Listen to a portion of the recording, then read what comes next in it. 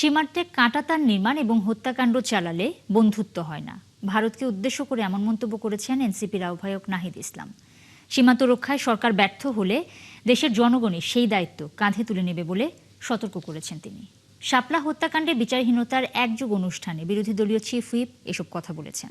এই হত্যাকাণ্ডের জন্য তখনকার সরকারকে জবাবদিহিতার আওতায় আনলে জুলাই গণহত্যা হতো না বলেও মনে করেন নাহিদ। রাশেদ আনিসের প্রতিবেদন। শাপলা গণহত্যার বিচারহীনতার এক যুগ শিরোনামে রাজধানীর ডিপ্লোমা ইঞ্জিনিয়ার্স ইনস্টিটিউট মিলনায়তনে ন্যাশনাল ওলামা অ্যালায়েন্সের এই আয়োজন। এতে উপস্থিত ছিলেন এনসিপির শীর্ষ নেতারা। রাষ্ট্রীয় ক্ষমতায় যাওয়ার জন্য কিন্তু সেদিন এই হেফাজত শাপলা চত্বরে উপস্থিত হয়নি। অনুষ্ঠানে যোগ দিয়ে দলের আহ্বায়ক নাহিদ ইসলাম বলেন, শাপলা হত্যাকাণ্ডের জন্য তখনকার সরকারকে জবাবদিহিতার আওতায় আনা গেলে জুলাই গণহত্যা হতো না। শাপলার এই হত্যাকাণ্ড বাংলাদেশের ইতিহাসে, বাংলাদেশের রাজনীতিতে অনেক বড় একটা ক্ষত তৈরি করে গিয়েছে। যদি শাপলা গণহত্যাকে সেই সময় আমরা ঠেকিয়ে দিতে পারতাম, সেই সময় যদি যারা এটার জন্য দায়ী সরকার, রাষ্ট্রযন্ত্র এবং বিভিন্ন রাজনৈতিক এলিমেন্ট, তাদেরকে যদি বিচারের আওতায় আমরা আনতে পারতাম, তার বিরুদ্ধে যদি সামগ্রিকভাবে সমাজের এবং রাজনীতির সকল পক্ষ আমরা দাঁড়াতে পারতাম, তাহলে কিন্তু জুলাই গণহত্যা হতো না।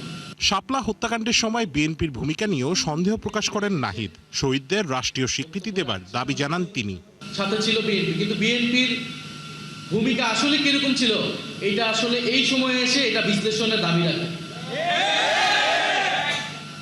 দেশের জনগণের একটা বড় অংশ যখন বিপদগ্রস্ত, এরকম একটা রাজনৈতিক হত্যাকাণ্ড হচ্ছে, রাজনৈতিক দল হিসেবে, বিরোধী দল হিসেবে বিএনপির উচিত ছিল সেই আন্দোলনের নেতৃত্ব নেওয়া, আরো বোল্ড ভূমিকা রাখা। এই সময় ভারতকে উদ্দেশ্য করে বিরোধী দলীয় চিফ হুইপ বলেন, সীমান্তে কাঁটাতার দিয়ে বন্ধুত্ব হয় না। তো সীমান্তে কাঁটাতার দিয়ে এবং সীমান্তে আমার দেশের জনগণকে হত্যা করে কেউ যদি বন্ধুত্বের কথা বলে, তার সাথে বন্ধুত্ব সম্ভব না।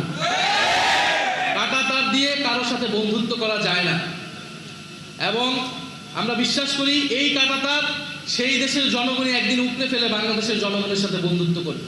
সীমান্ত রক্ষায় সরকারকে জোরালো ভূমিকা রাখার আহ্বানও জানান জাতীয় নাগরিক পার্টির এই শীর্ষ নেতা। সীমান্তকে রক্ষা করার দায়িত্ব এই সরকারের এবং এই দেশের জনগণের। যদি সরকার ব্যর্থ হয়, জনগণ সেই দায়িত্ব কিন্তু নিজ হাতে তুলে নেবে।